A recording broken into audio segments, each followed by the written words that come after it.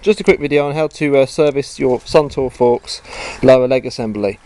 I've removed the nuts from the fork, I've removed the brake caliper, I've removed the brake hose.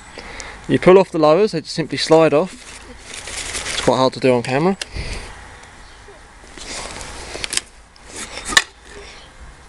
Like so, you see the fork slide off. You clean out the insides, and they're clean enough for my liking. I have given these a clean just before the video. I've shaked most of the crud out of there. Now water's going to get back in these anyway, so we're not going to worry too much about everything being absolutely pristine. We've just got to clean everything much more than what it was. Just got some grease. I'm going to put that in there on the bushings. You want to make sure the grease is relatively clean without any like plastic lumps or anything like that, or you know, metal material, swarf, that kind of stuff. So you put your grease in there and reassemble the fork. That is literally all there is to it. This is quite difficult to do holding the camera. And wipe off any excess grease once the fork's reassembled.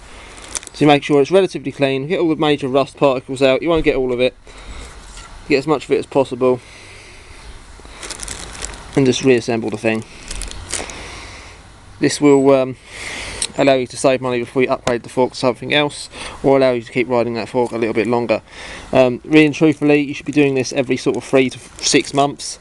So even if your bike's new, you should still do this every 3 months or so, especially if you're riding wet conditions.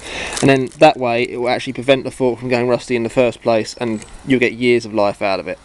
You can also buy replacement bushings for these suntor forks, believe it or not. If you do a quick Google search for suntor replacement bushings, it is actually possible, despite what people say. You don't need to go and spend £1,000 on a fork just to get replacement parts availability for it. Right, that's grease in the lower legs. You don't really need to watch the rest of this video, it's kind of self-explanatory. You put that back down like that. You put your nuts back on.